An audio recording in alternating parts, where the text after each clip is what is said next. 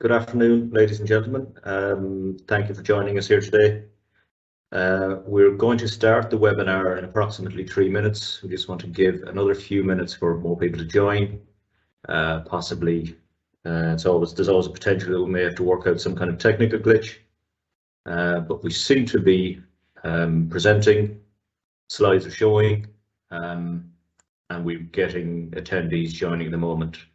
There's 31, so we're just going to give it a couple of minutes before we get into the slides. Okay, so bear with us. Thank you.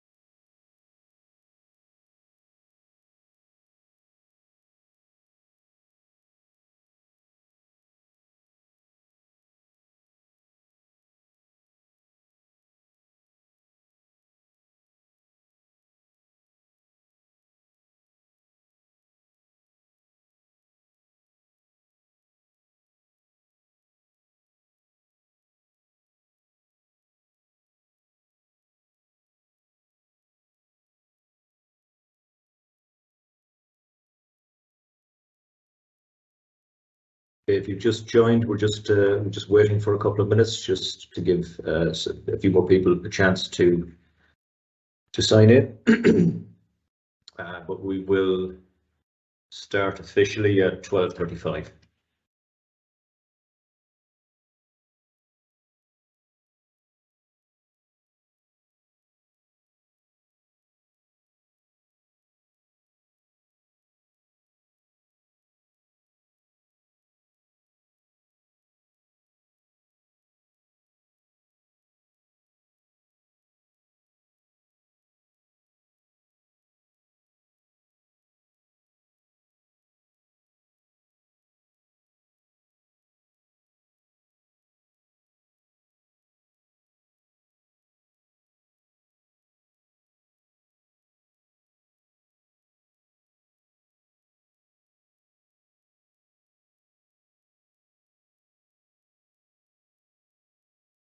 Okay, that's 12:35. So officially starting now. Thanks for your patience, those who have been waiting, and thanks to everyone who's joined us. So I'll just do a quick introduction, and then we'll get into the information. So my name is Mel Gavin. I work for the Atlantic Technological University. I'm in the Contract Research Unit on the Sligo campus. I'm joined today by colleagues Stevie Donnelly, who's in the background. He's going to be tracking questions, and my colleague Paul McNamara, who's our technical expert in terms of setting all these things up. So I'd just like to thank both of them for having put this together.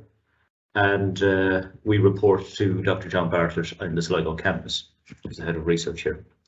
So we're going to go through the public consultation on the support scheme for small scale generation, or SSG. There's a lot of information to get through. I'll try and take it step by step. We will stop at interim periods to see if there are any questions. You can raise questions in the Q&A function. We don't, because we're expecting a good few attendees, it wouldn't be practical to have open mics and open cameras. So if you have questions, please raise them in the Q&A. We'll do our best to answer them, but bear in mind we may not have all the answers here. This webinar is being recorded, so we will put the video, the recording, on our YouTube channel. We'll send out a link via our social media channels, and we'll also send it to everyone who's registered for the event as well. Okay, so we'll get into it at this stage then. So the areas we're going to cover today, I'm just going to give you a little bit background on our own team. Then we're going to do an overview of the small scale generation, or SSG, public consultation. We will show you the design, or we'll try and present features of the design as they're currently available, and then go through the public consultation questions. And then I've noted here the Q&As at the end, but we'll probably do a couple of Q&A sessions throughout if the questions are building up. So just a bit of background on our own team. As I said, we're a team within the Atlantic Technological University. and we're part of the research office. We provided a dedicated outreach and engagement service to regional enterprises, communities, and individuals. So we fit in there in the middle of all of this, and as you can see all around there are the various agencies and actors that we would deal with. We're active as regional coordinators on the Sustainable Energy Communities programme, and also quite relevant to this webinar is we are partners on an Interreg Europe project called AgroRes. That project is led by partners in Spain, and it has partners across 7 different countries. It was specifically to look at policy improvements for the uptake of renewable energy technologies in the agricultural sector. So it should be quite relevant to this. That project actually started in 2019, and obviously in Ireland a lot of policy development has happened since then. We started that project prior to the first Climate Action Plan in 2019. So a little bit of background to this. There have been some policy gaps in renewable electricity in Ireland.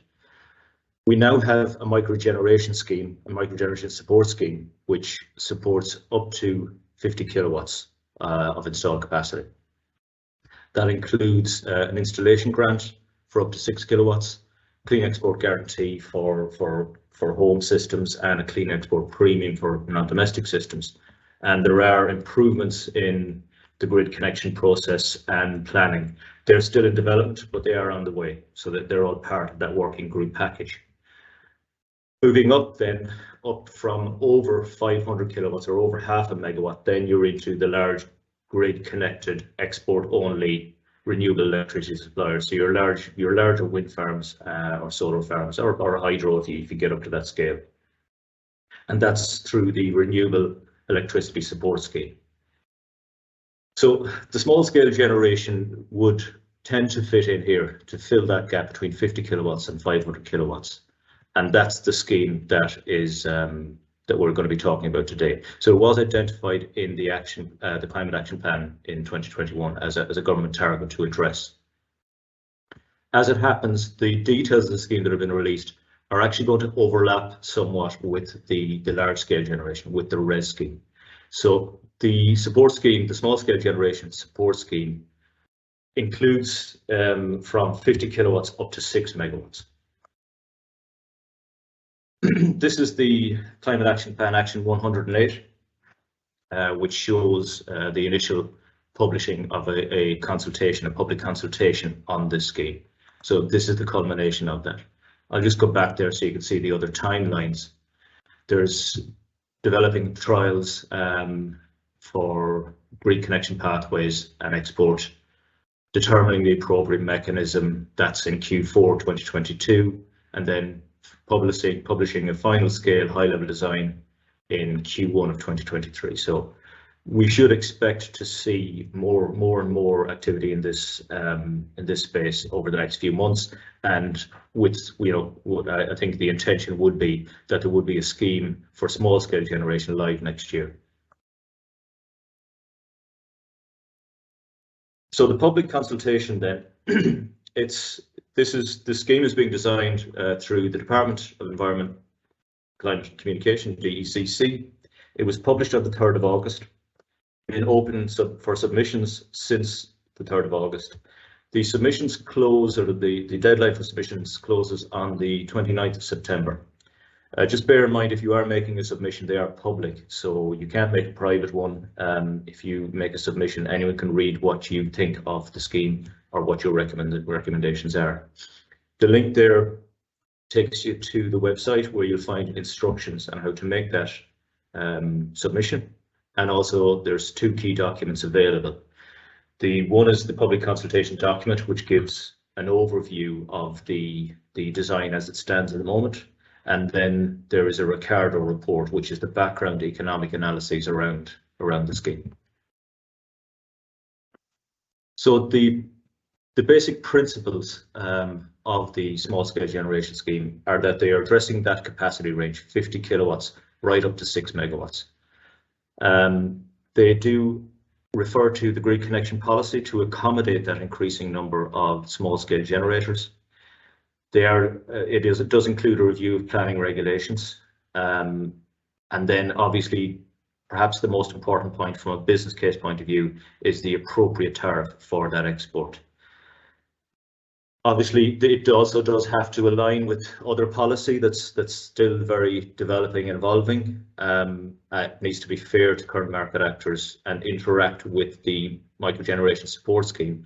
I think it also obviously needs to interact with the renewable electricity support scheme, the larger scheme, and ideally that there would be a simple application process. So let's hope that is the case. So there's various questions in the public consultation document. I will take you through those and we'll discuss the points around them as we go through. So you can see we're dealing with the eligible technologies, project lifetime, policy lifetime, criteria for increasing scale, the feed-in premiums, the support levels.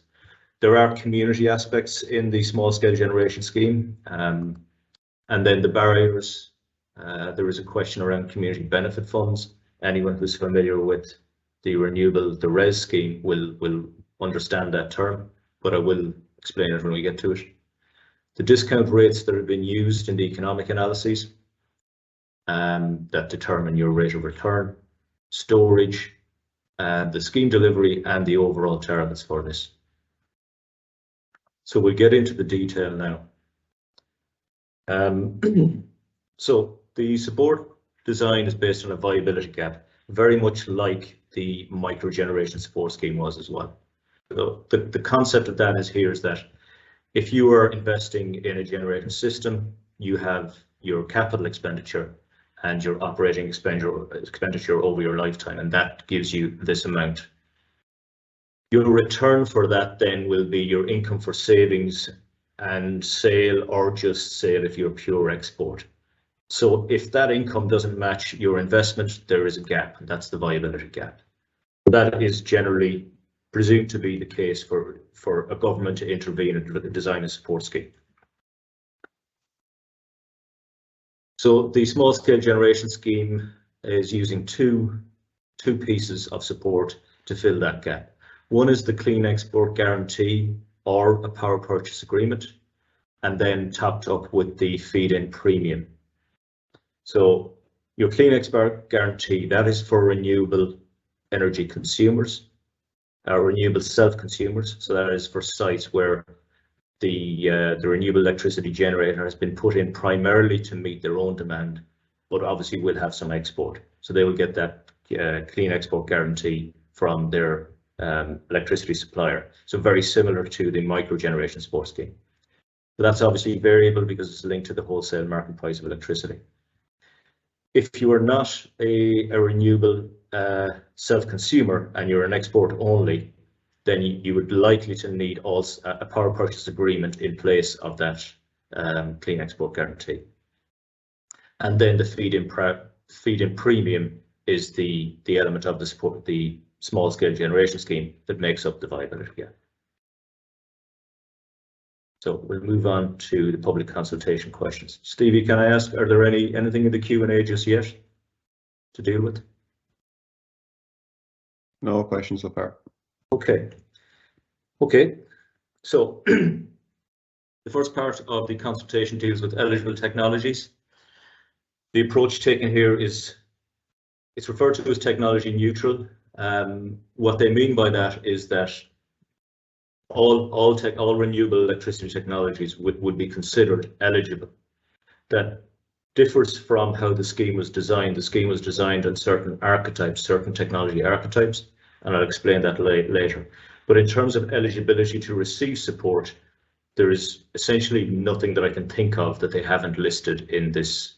So there's, except for offshore wind. So offshore wind is not covered here. So onshore wind, solar, hybrid systems that of mixing those two, storage can be included. Obviously not just by itself, but with a renewable electricity generator. Hydro, CHP, where the CHP is using a renewable or a waste fuel. So the first question is really, do you agree with that proposed technology neutral approach in terms of all of those technologies being eligible? So I don't think there's much more to go through on that one. The policy lifetime. So the policy lifetime is for 8 years. Assuming it is live in 2023, it would take us up to 2030. Essentially, that means anyone can apply for the support in that lifetime. But the subsidy term would be 15 years. They have said that that would be subject to regular review and possibly amendments. Again, the questions are fairly simple around this. Some of you may have strong feelings around that. But I don't think there's anything more to say at the moment. The eligibility criteria for the applicant then is dealt with in two categories. The first is renewable self-consumers. Now, that term is defined in the Renewable Energy Directive at EU level.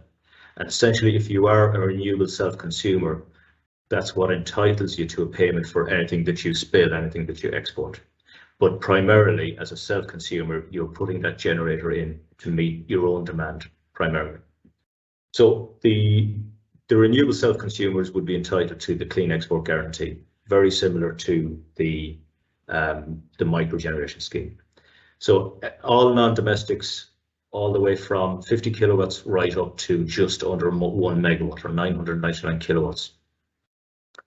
And then also renewable self-consumers in the other category from 1 megawatt to 6 megawatts, as long as they are an SME, 100% owned by SMEs or by a community or a renewable energy community project.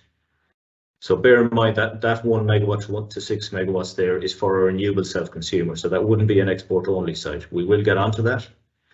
But that could be something like an SME, like a large factory or some kind of large community owned business where it was installed to meet their own demand, but they would get the Clean Export Guarantee as well for anything spilled. So again, the question relates to that. We'll move on. There are 3 questions in that section relating to that renewable self-consumer. So the questions I will just refer to. The first one is in relation to those ranges. If you had any thoughts on those, I will also say that all of the questions end with what would you suggest in the alternative, or explain your approach. Question 3B then is in relation to the exported volumes. Should they be capped to a certain percentage of total generation? I think that's an important question. I think what's more important is how that's capped, how the exported volume is capped. If it's capped based on generation over time or power capacity at an instant. I think those things are important to consider. And then the question 3C is for rooftop solar PV installations, that they would need to take into account relevant building regulations. Again, I don't have a major issue with that being the case myself. So now we're going on from, we're leaving behind the renewable self-consumers and going into the export-only categories. So projects below 1 megawatt can be export-only as well. The designs presented in public consultation is that they would be eligible for support with the feed-in premium, but not the Clean Export Guarantee. So just to reiterate, the Clean Export Guarantee, or the CEG, is for renewable self-consumers. So to me, I think anyone in that category would need a power purchase agreement for that electricity to make both supports make the project viable.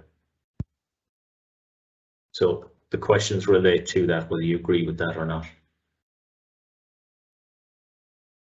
So then we're into this other category that is the SME or community owned projects. And that's 1 megawatt to 6 megawatt, and that's for export only.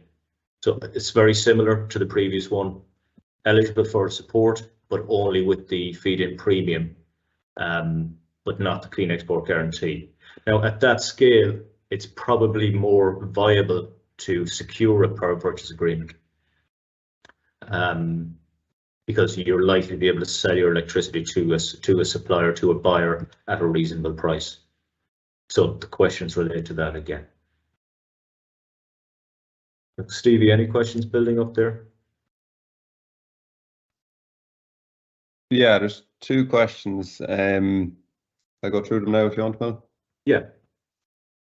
So the first question is, will the subsidy be set at a minimum, or if the market is paying more than the subsidy, the supplier will get more, or is it just a set payment per kilowatt, no matter what the market is paying? Okay, that leads in then to actually these slides. So it explains their options for the feed-in premium and what the preferred option is. The preferred option is a variable or a sliding FIP or feed-in premium, as you see here on the right. So you get the clean export guarantee. Bear in mind that for export only, a project is likely to have to look for a power purchase agreement in that space instead, and you'd have a sliding feed-in premium here. So, you know, in an ideal system, a fixed feed-in tariff or a fixed feed-in premium would meet your viability gap. If for some reason the wholesale price of electricity increases, your clean export guarantee also increases with that. So with these fixed options here of the fixed tariff or the fixed premium, the scheme is going to be overcompensating those generators. Obviously, the sliding FEP then will be adjusted to meet that viability gap. And then similarly, if there are lower wholesale electricity prices, your clean export guarantee drops accordingly. And if we had the fixed premiums or tariffs here, you'd be undercompensating those generators. So I think that deals with that. Stevie, was there another question you want to go through then? Yeah, there's another question, but it's about, I suppose, obviously we're talking about how the market and the pricing should work or will work. This question is about the grid, the local grid. So look, I'll just say it because I'd say a lot of people are in this situation or in the country. So we'd like to install a 50 kilowatt plus installation, but the limiting factor for us is that the local grid cannot take this load. What, if any, are our options? Okay, that is probably the most important point, unless you happen to be at a point where the grid can take it. The working group who are working on the support scheme will also be trying to address grid access and planning. It's not particularly dealt with in the public consultation at this stage, but it's something we would be including in our response to highlight how important that is and what a big challenge that is. So again, I should say anything I say here is just my opinion. I'm not representing ATU with my opinion. It's just my opinion on how I think the scheme will or won't work. I know from our clients, the communities we work with, the business clients we work with, the biggest issue is grid access. So I would encourage everyone who is making a submission to highlight that if you feel that is an issue. This consultation document doesn't specifically deal with that. Okay, so sorry I don't have a good answer, but I think it's important that everyone knows that it is probably the biggest actual bottleneck to getting these generators going. Okay. Okay, sorry, I may have jumped one there, did I? No. Okay. So bear in mind the slides I've just shown there on the feed-in premium. The consultation document presents the floating premium or that sliding premium as their preferred, and gives the reasons for it. There's less risk of under or overcompensation, and again, from a government incentive point of view, it means it's a more likely to be value for money. And then that the feed-in premium is a premium in addition to the market revenue, rather than just one feed-in tariff as it was presented in those graphs. So the questions here relate to that. So do you agree with that two-way floating premium? And do you agree that it's appropriate in the case of renewable self-consumers? At what level of installed capacity should this come into effect? Well, I think you have to deal with anything that is installed. So, or perhaps they're asking here, you could perhaps have a fixed range for for maybe lower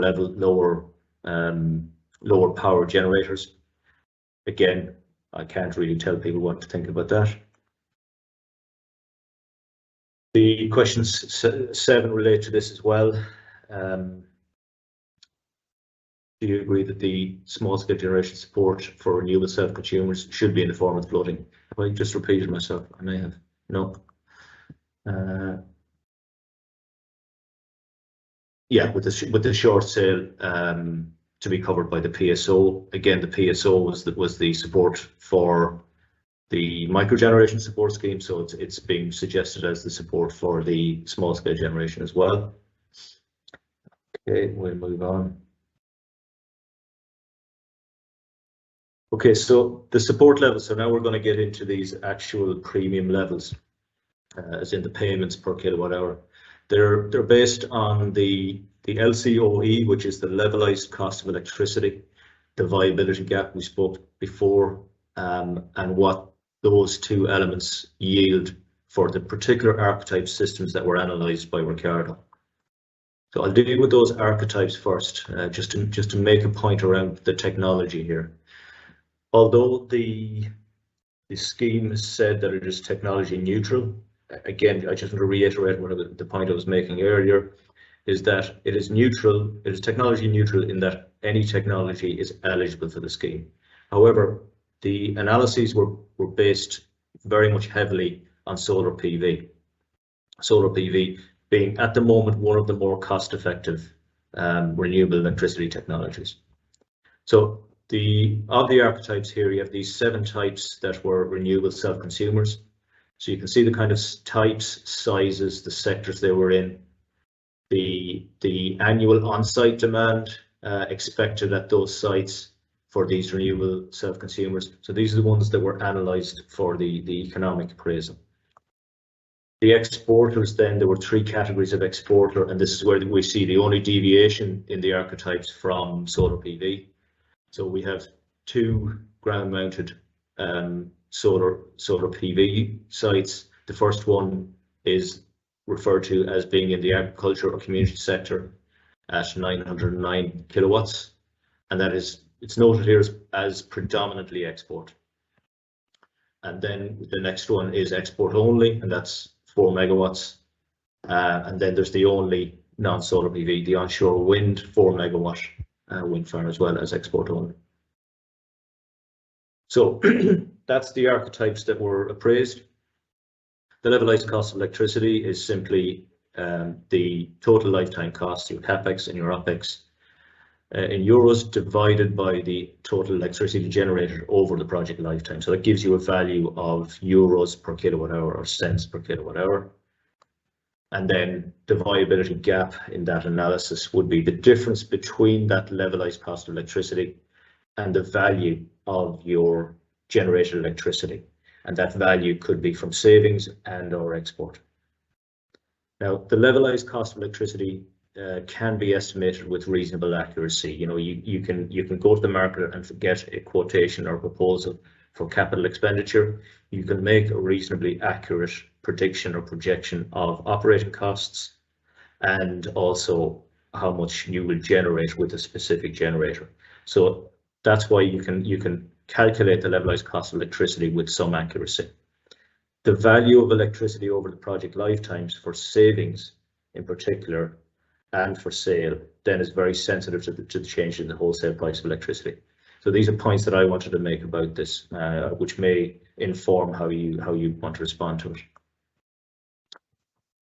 Again, as this was an economic appraisal and it's assessing value over lifetime, you're generally looking at internal rates of return, net present values, and they tend to have an associated rate of return with them.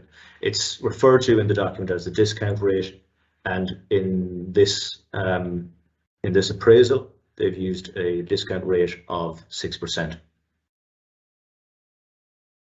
So you can see here the archetypes and the levelized cost of electricity. I appreciate there's a lot to look at here, so I'll just make the point here that the blue dots are the levelized cost of electricity in 2023 for each of these systems, for each of these archetypes that were appraised. appraised. You'll see that some of them were appraised with and without battery storage. And then the red dots are for the same system, the levelized cost of electricity that would be predicted for 2030. So we do expect that cost to reduce. In other words, these systems will become more financially viable by 2030.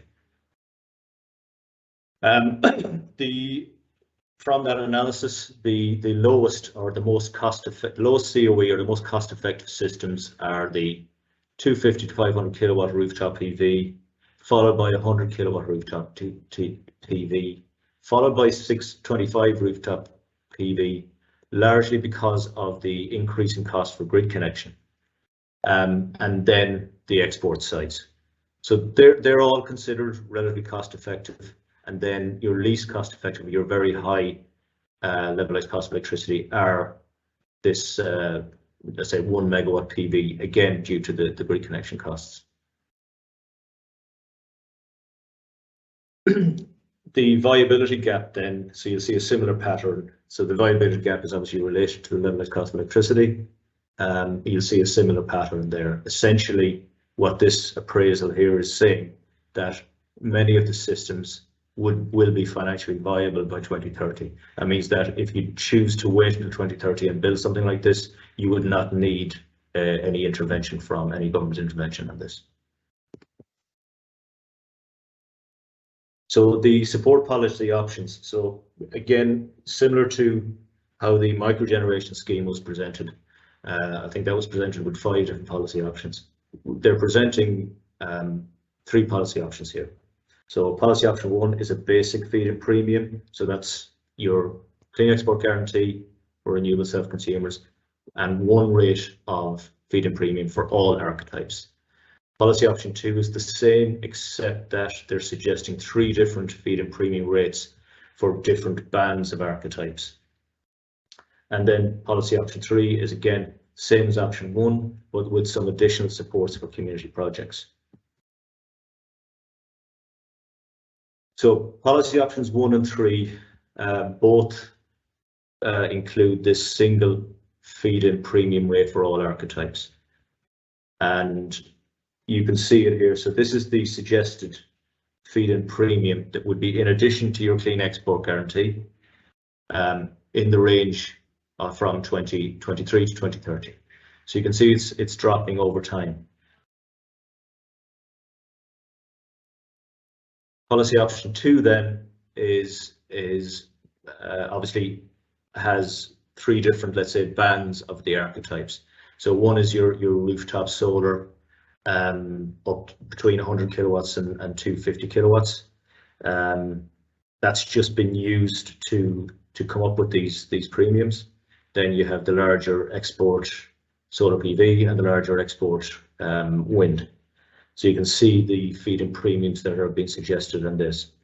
Now these feed-in premiums are not in the public consultation document, they're in the Ricardo economic appraisal document. So they're not suggesting that they're going to stick with this, but these are the kind of ranges that are available to us at the moment. Okay, so the questions around that are to do with the payment levels. Essentially to do with how the payment levels are calculated based on levelized cost of electricity, viability gap for the archetypes, and a different feed-in premium for renewable self-consumers to other projects. So really they're just looking for your views on this. So are there any questions around that, Stevie? Main questions are around grid, so I might come back to them, Mel, if you want to continue on with this, with these questions. Yeah, I thought there might be some questions around those amounts. Again, just thinking about how we may respond to this, I do want to put some thought into basically designing this purely on the levelized cost of electricity that has largely been appraised for solar PV. So that I'm not saying there's something fundamentally wrong with that, but there may be to consider other value in different technologies. So we know solar PV, good technology, great technology, variable energy supply, but very predictable. You can predict what it's going to produce in a day, when it's going to produce it. You can generally predict quite well what it's going to produce across a year, when it's going to produce it. Obviously, more in the summer, more during daytime. However, there may be value in other renewable electricity generator types that perhaps can be used to offset those peaks and troughs that we see with solar PV, or help balance them out, particularly at weaker ends of distribution grids. So that, at the moment, that value hasn't been considered in the analysis. Now, it's not something, I've been putting some thought into this, it's not something I'm going to suggest to hold up the scheme. I think the scheme needs to get out there as quickly as possible to get this started. I think there is room to have that considered as the scheme is reviewed over the coming years. Okay, so. Sorry, Mel, there is actually one question related to it, and the question is discount rate equal to IRR? Yes, as far as I know, I'm not an economist, but essentially it would be your rate of return for the investment. Yeah. Right. So, yeah. Okay.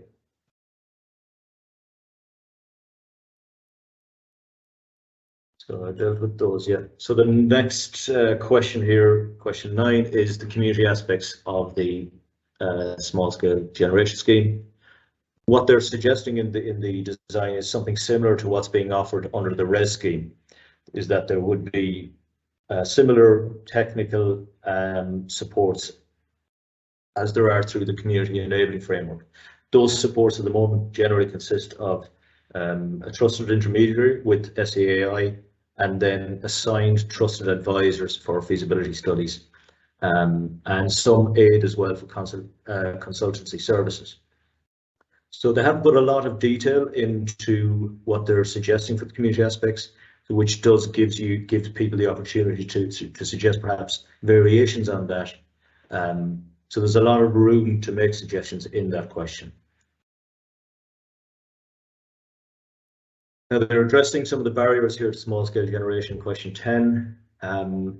They have said that a key focus of this scheme is to enable farmers are mentioned a lot, auto generators and communities to maximise their participation in the energy transition. They've referred to the Clean Energy for EU Islands initiatives. Obviously, there may be some attendees today where that is specifically relevant. And that is to help the islands generate their own sustainable low-cost energy. So they're good principles. I don't think anyone would disagree with them. And again, the questions leave it very open as to what your thoughts are on this. So a lot of these questions actually feel a bit like seeking guidance from the public, which is no harm. Well, yeah, I will jump in with these few questions because this is where people can respond to the consultation, because these are the issues that they're raising. So one of the questions is small solar or wind generation really possible in areas where grid capacity is a problem? So if it's a problem, this is an opportunity to say it's a problem. It's a technical problem because the grid can't handle it. And someone else is saying this is the elephant in the room, the big barrier to community involvement in renewable energy generation. Agreed. And then someone else is asking, where do you find information about the local grid access? So I've sent a link there in the chat, and you can also just Google ESBN, that's ESP Networks, ESBN heat map, and that'll take you to the ESP Network website, and you can check the availability and generation capacity in your local area there. Yeah, no, I don't think there's any harm repeating this point throughout this presentation, Stevie. The grid access is the biggest barrier. It's like you could buy your teenage daughter when they complete their leaving cert pass with full honours. You buy them a new Ferrari, but it's no good if they don't have a driving licence. So really, you need all the pieces here to be able to avail of this. So it's good. It's a good policy development. It's very welcome. But I think if every response goes back stating this is great. How do I get grid access? Is you know, what's being done to improve that? That'll send a strong message. Okay. Any other questions, Stevie, or will I move on? I'll just go through these because I think the previous one to this was about the community aspect. So there's a question here.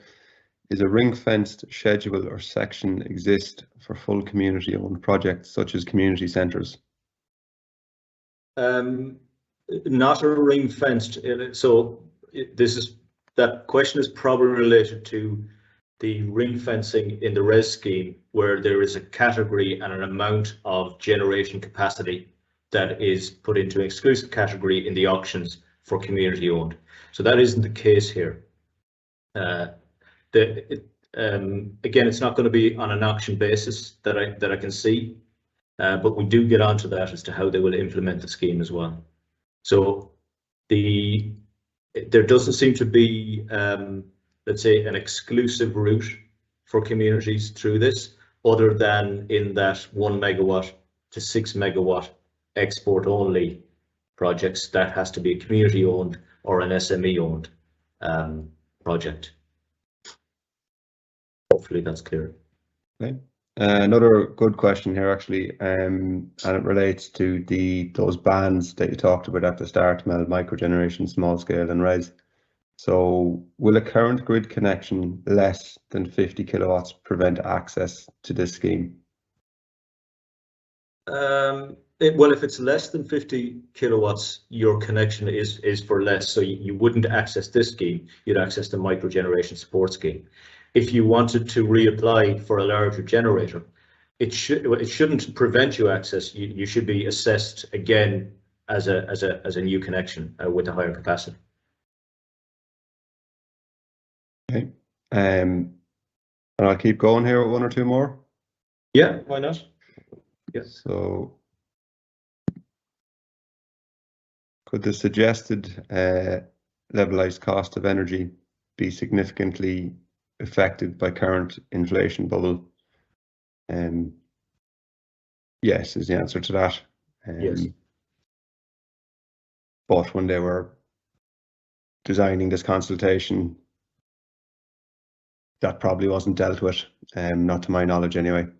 I think it would have been on. I don't think they could have ignored it, but you know, they would have started the economic appraisals. Actually, I'm not sure exactly when, but they had to carry on and develop them to a time frame to get this consultation document out. So the levelized cost of electricity being the ratio of your capex, your opex to what you produce. Yeah, the capex is going to fluctuate according to the global market, and we all know that is volatile at the moment. So yeah, it's quite possible that let's say the levelized cost of electricity when it was calculated for this economic appraisal was not based on the up-to-date figures of, you know, this month or last month. So yeah, it's quite possible that it would have increased now, but we don't know that it won't stabilize again in the future.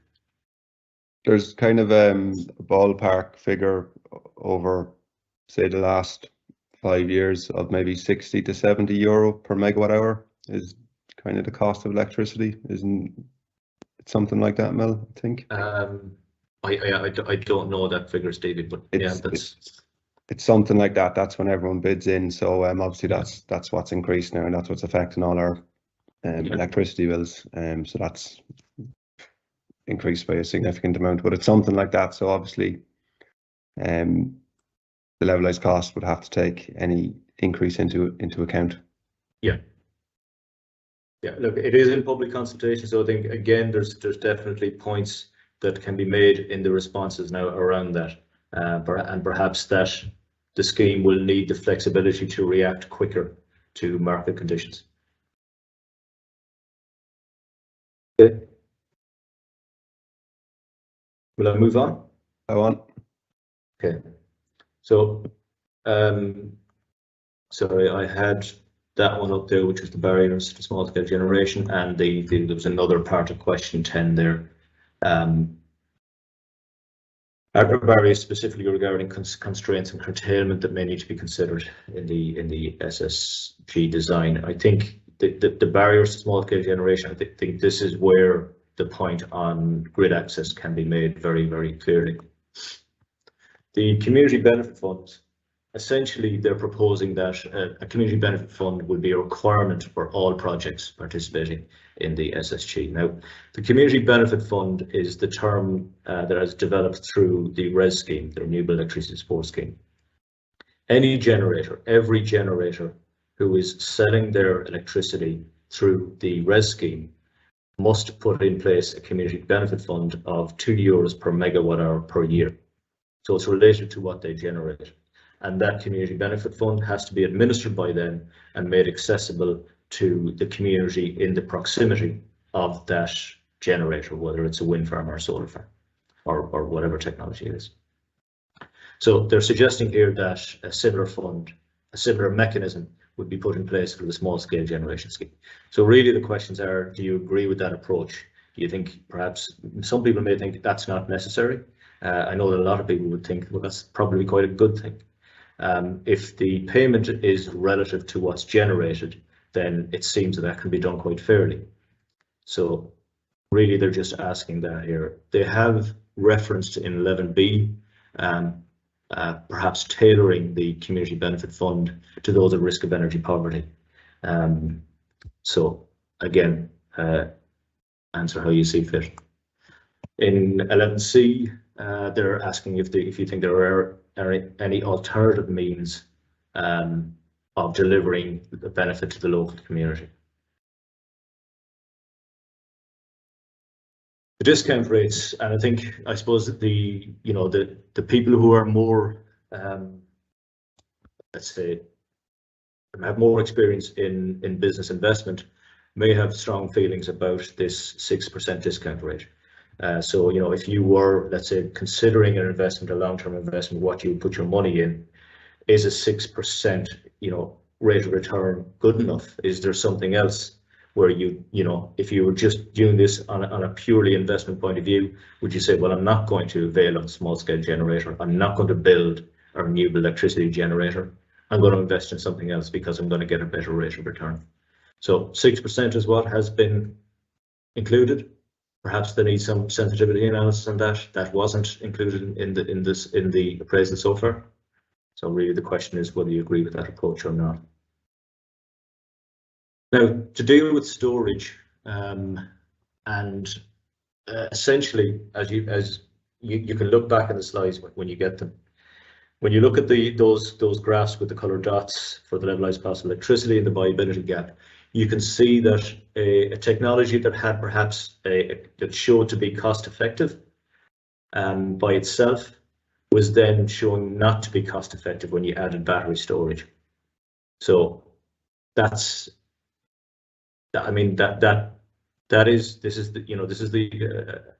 an output of the appraisal done by Ricardo. I don't have the expertise to make a judgment on whether that's accurate or not. But what they're suggesting here is that the viability gap analysis that included storage, they included storage options with some of the archetypes, but that indicated higher viability gaps that may not be financially viable, and that this support scheme is not going to amend or adjust its support for storage options. So again, really, do you have any feelings around that? I think this may relate to my previous questions on the value of this kind of technology. Is there some value here that we're not appreciating or not seeing because we've purely based this on levelized cost of electricity and nothing else? So we've just based it on what is the cost or value of that kilowatt hour it's in itself, not in when it's produced, when it's used, just instantaneously. So we'll move on. Now the scheme delivery here, the implementation, the terms and conditions to be operational in 2023. That's good. They're considering single or multiple round schemes, so it seems it would be through an application process.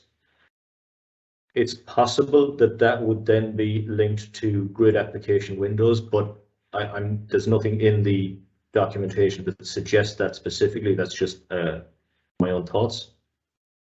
So really they're asking here is, would you, how do you feel about a single round scheme or a multiple round scheme? Or they haven't mentioned a purely open application process. So again, I think there's a lot to be said here.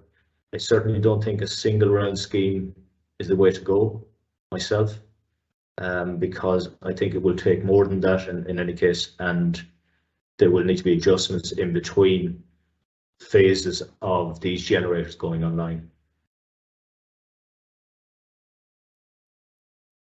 Then we're on to question 15, which is around the targets for the programme. Obviously, we have the overall target of 80% renewable electricity by 2030, and what that includes in terms of solar and community energy. So the high uptake scenario for the small scale generation scheme is 800 megawatts of that total.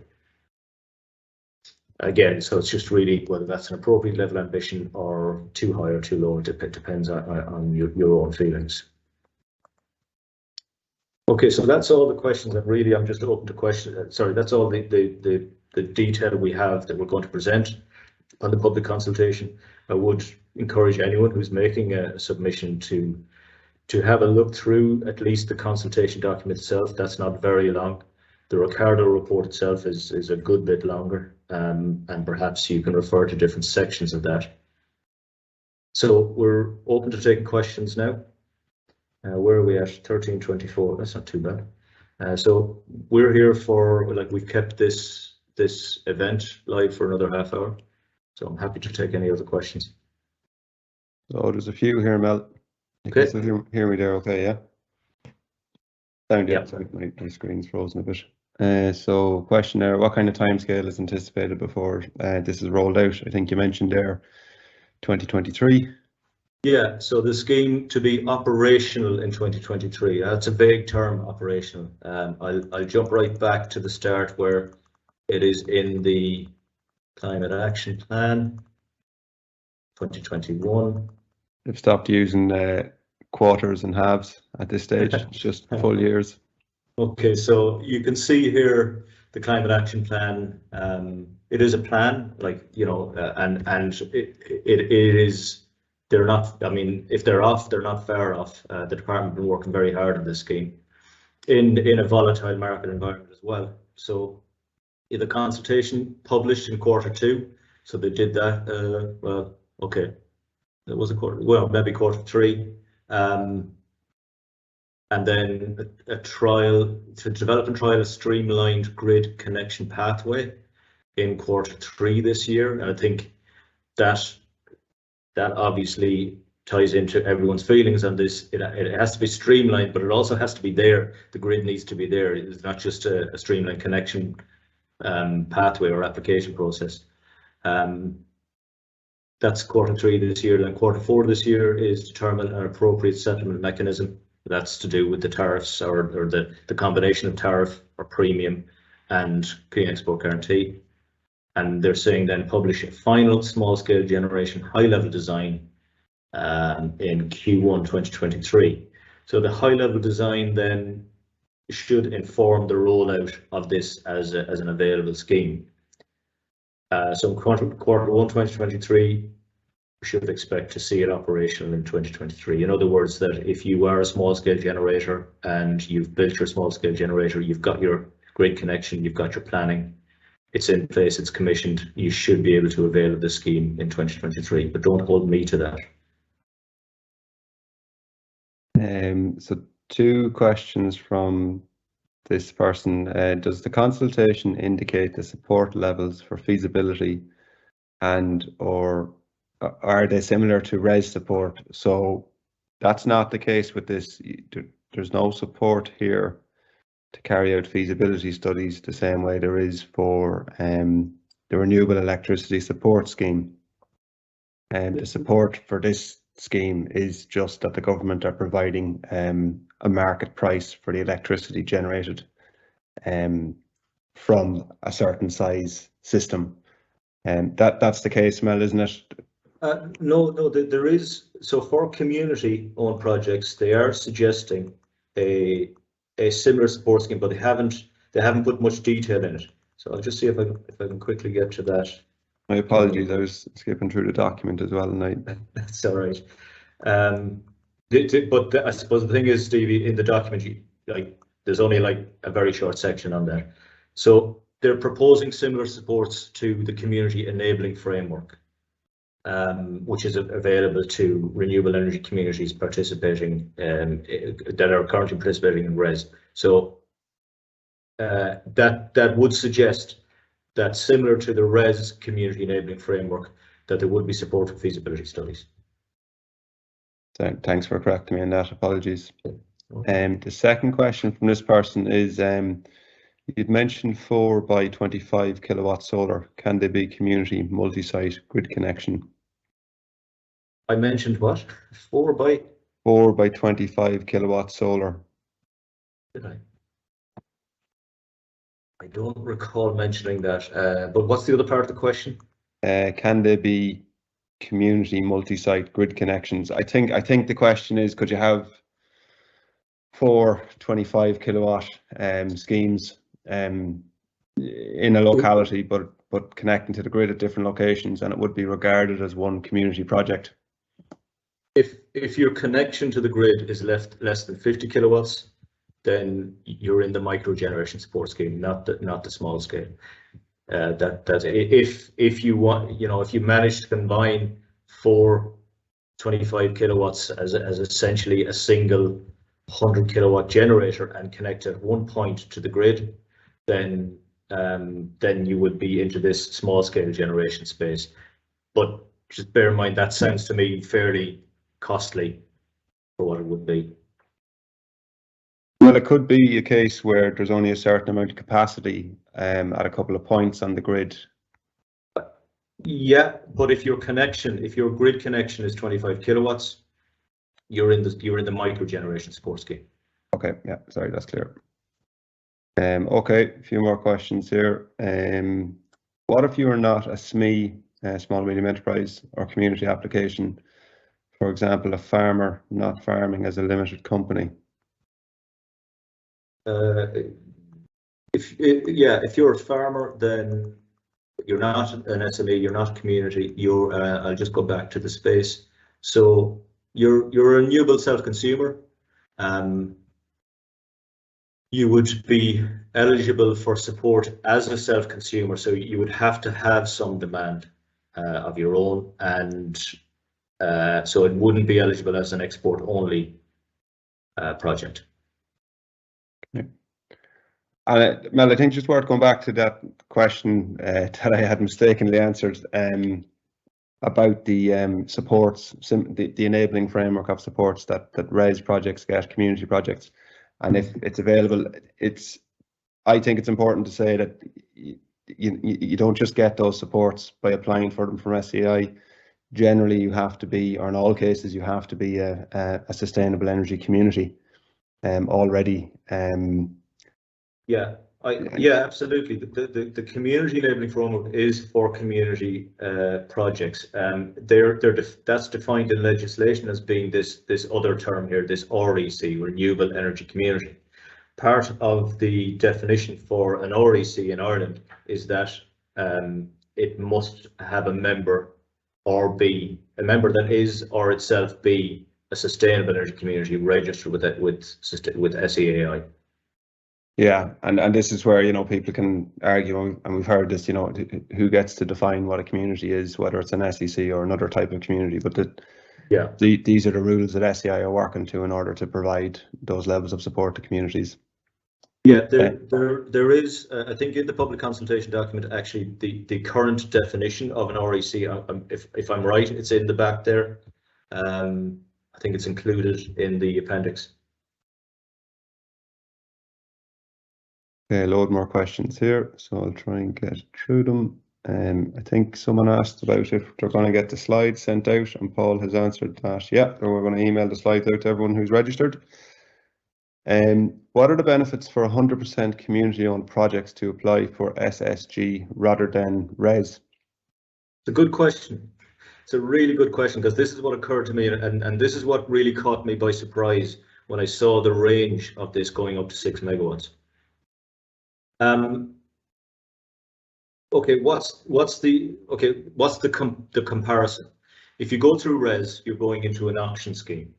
So you have to bid in at what you believe you can sell your electricity and still get a margin.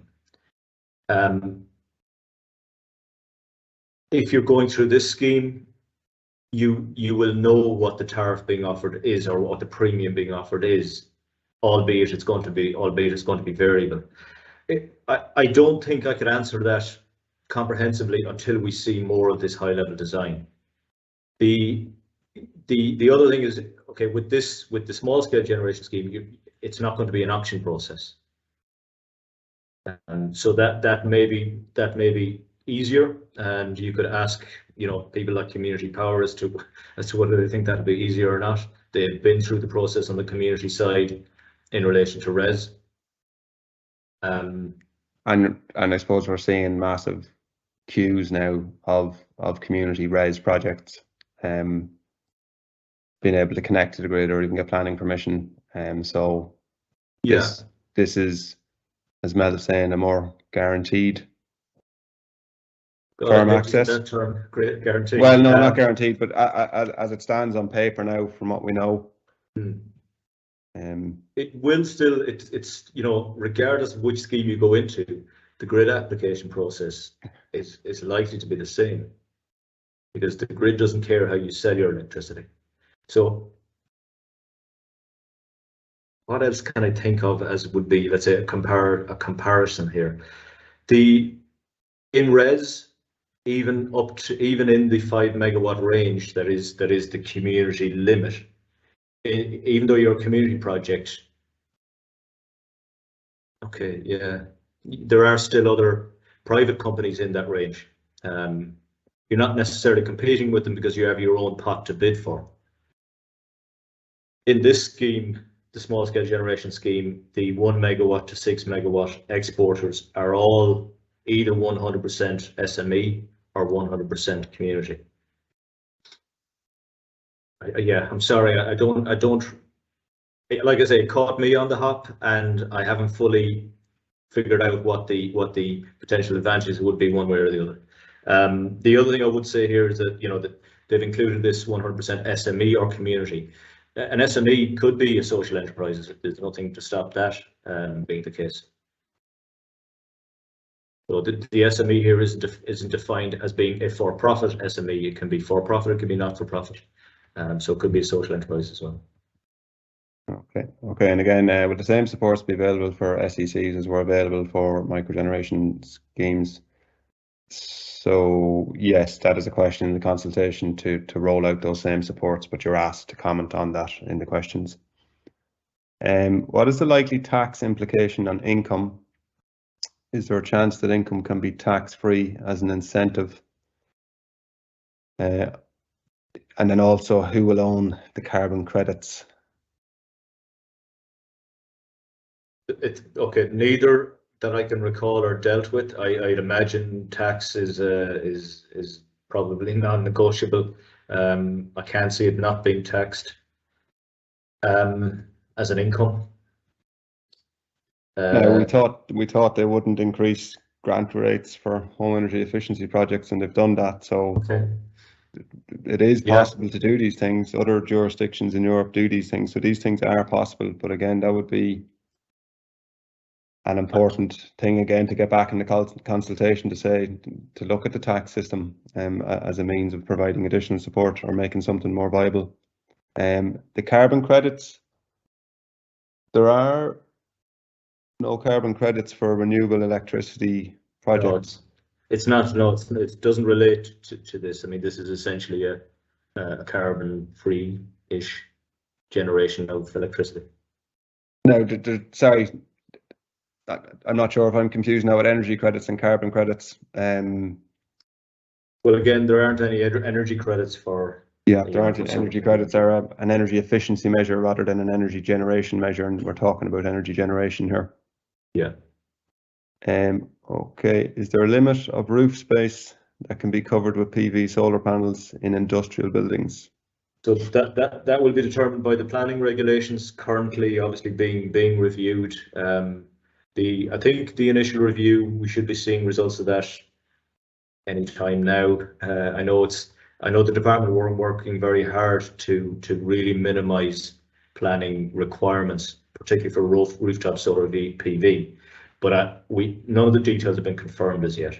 Now, I do think the current review that we will see some detail on soon was more, let's say, scaled towards the micro generation. But there is an ongoing review related to this scale as well. Okay. Will the new SSG scheme make the existing RES much simpler for a proposed community solar project of 5 MWh? We're not sure. No, I think that's essentially the same question. You're not going to be able to avail of both, so you would choose one or the other. And I think we need to see more of the detail of this scheme before we could, before you could make a judgment, probably on a project by project basis as to which one is the best option. But at least there will be another option. It's auction versus market price, but technically it has to be possible to connect to the grid for either of them to work.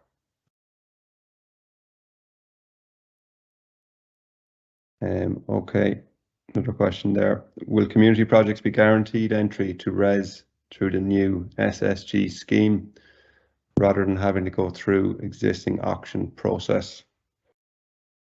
So I think that's a similar question again, but it will be a choice as to which scheme you go to. So I'll go back to those, let's say those policies.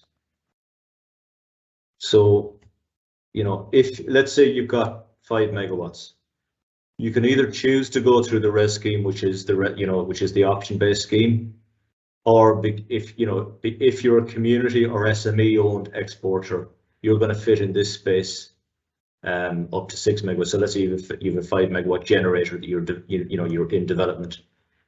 If this scheme, when we see the higher level, the more detail on the design is preferable, that should be open to you as an option. But either way, you'll still need essentially the same grid connection. I hope that makes sense.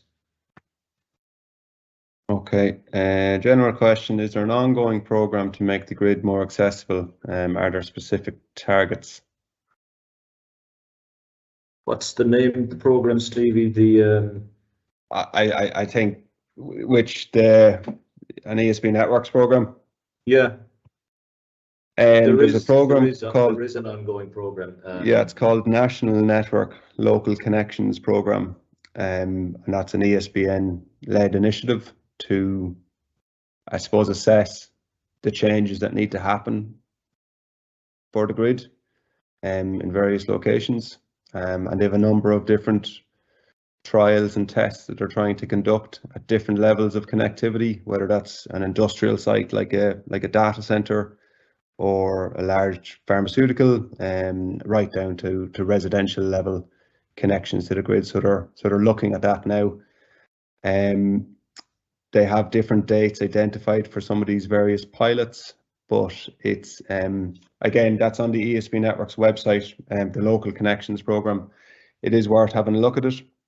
A lot of these things, obviously, you've got the department releasing their own consultation, and we're all expected to have all the time in the world to read it and respond. ESB Networks have their own consultations as well, very volume heavy documents, and at the same time the Commission for Regulation of Utility have their own consultations as well. So it is hard to stay on top of all these things, and that's why we do have these webinars. I think the thinking on the local connections program will hopefully clarify over the next 6 months, and it'll be a bit more possible to engage with it for SECs and communities. Yeah. And sorry, just to the question about specific targets, all of these documents, they all reference the climate action plan and whatever it is, 80% of renewables. So the end point is the target, but what happens over the next 2 to 5 years is the question mark. Yeah, I think if I go to maybe the final slide on the targets, it's like we talk about 400,000 heat pumps and what is it, 1 million electric cars or 500,000 electric cars, and what does that mean for the grid? I think. Yeah, where's the targets? So the target, the high uptake scenario that got here is 800 megawatts supported by 2030, and I suppose, you know, the question that raises is, let's say there's potential to have more in the small scale generation than 800 megawatts. You know, if we get more and more, and if the grid access gets better and better, should the scheme stop or should the scheme carry on? So again, question 15 is really where you could elaborate in your opinion here on that. I think we should just get moving and hopefully get up to 800 megawatts at least. Okay, will the new SSG scheme make the existing RES much simpler for a proposed community solar project? Sorry, apologies now, I read that one already.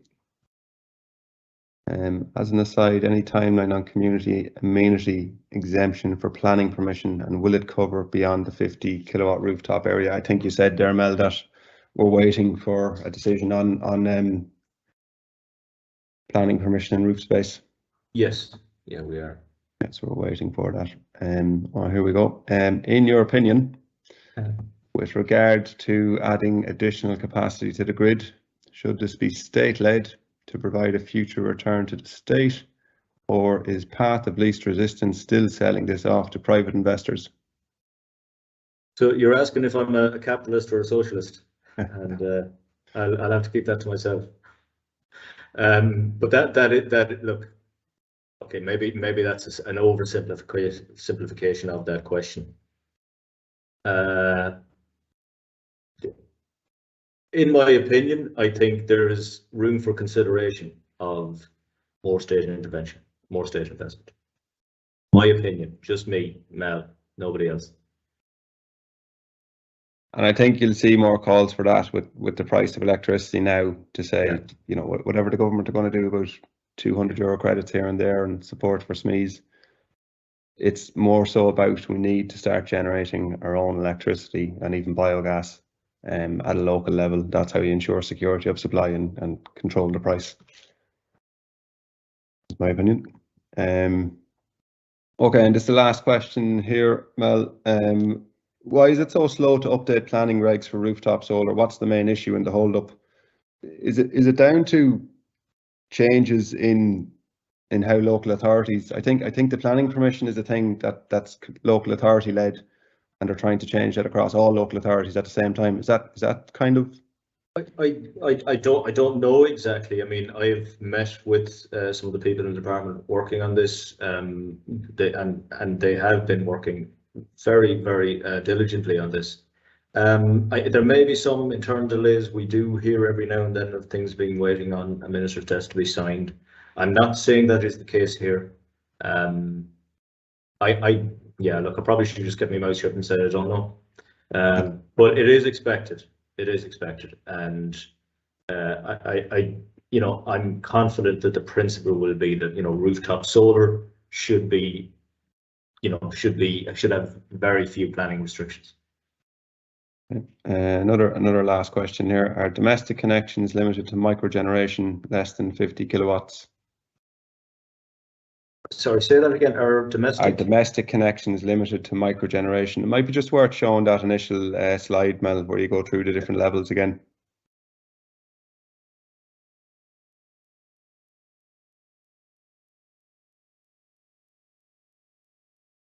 I suppose the question is, what's the maximum amount that a domestic level?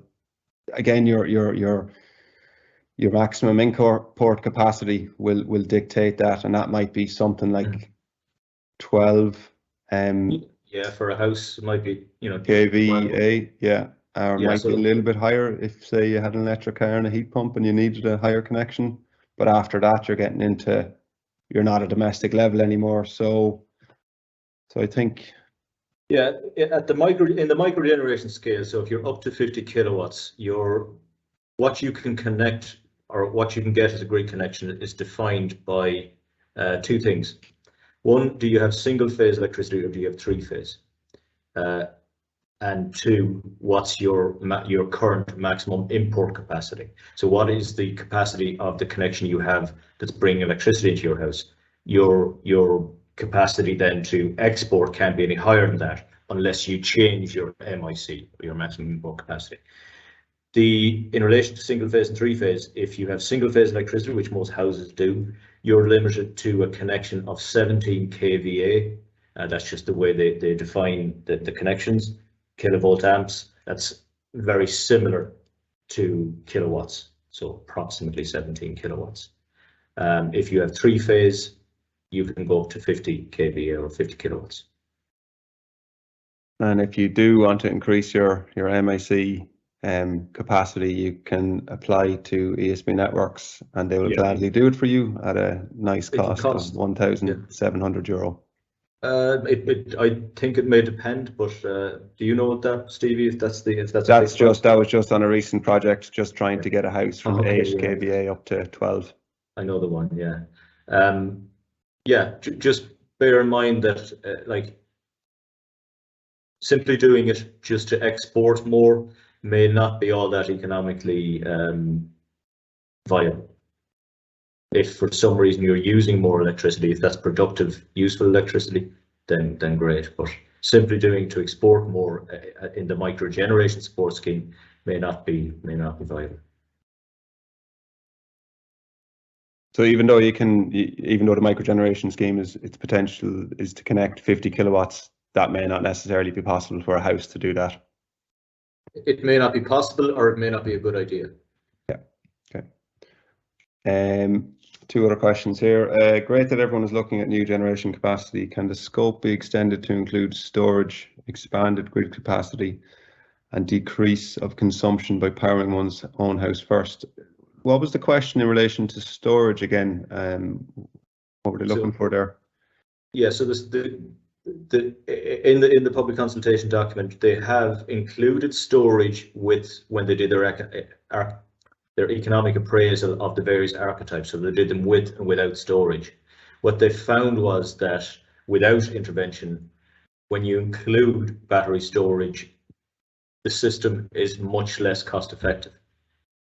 So in the scheme here, they're suggesting that they're not actually going to increase any intervention here to support storage. You can still do it, and it's entirely up to you, but there wouldn't be an increased premium for you for including storage. Again, this goes to my own point about the economic appraisal solely fixating on levelized cost of electricity. And just for info as well, SEI no longer provide a grant for battery storage as part of the domestic solar PV grant. Okay. Yeah. Another question here, as in RES, will there be access to soft loans at lower interest rates for communities to fund the project? Again, they don't give the detail in here, but by all means, the question relating to the community aspects is where you could make that suggestion. And I think it's a viable suggestion. Again, particularly for community projects, the capacity to actually make an investment, perhaps in, let's say, even a 500 megawatt, 500 kilowatt solar PV, that's still going to take. It may require planning permission. It's going to require a grid application process. It's going to require some design, some market research, some feasibility. So, if that type of generation is deemed valuable to Ireland meeting its climate action plan, then there's an argument to say that yes, it should be supported through additional community supports like low cost loans or finance. Yeah, I think the Western Development Commission are looking at that idea. They have a fund for projects similar to this, or they're trying to figure out are these the types of projects that we can loan money to. So if you're in the Western Development Commission region, and you're thinking about that, it's worth touching base with them. I can't recall the name of that fund myself, but it is something that they've talked to us about. I know the one. I can't think of the name either, but yeah, definitely look them up. WDC. Obviously, look, I know they have a regional remit. You may find similar supports in other regions. Are we really badly hindered here by not having updated national policies for renewable energies, no national hydrogen strategy, and no updated onshore wind energy guidelines? Yes. Yes. That is exactly the case that we find ourselves in. Yes. Yes. Yeah. Look, of course, things can always be better. I do think this is moving to a better place. Could it move faster? Yeah, of course it could, but you know, we're all just trying to make it happen. Yeah. When you say 50 kilowatt plus for the scheme, I take it to mean 49 kVA.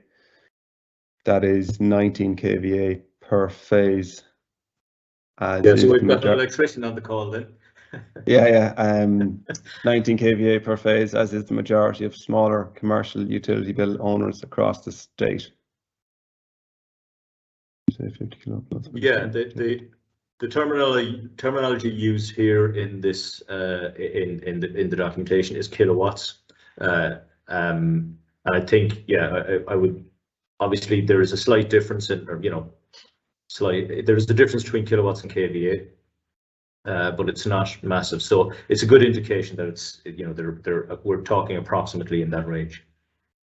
I think they use kilowatts because a lot of these things are solar PV kilowatt size system. Yeah.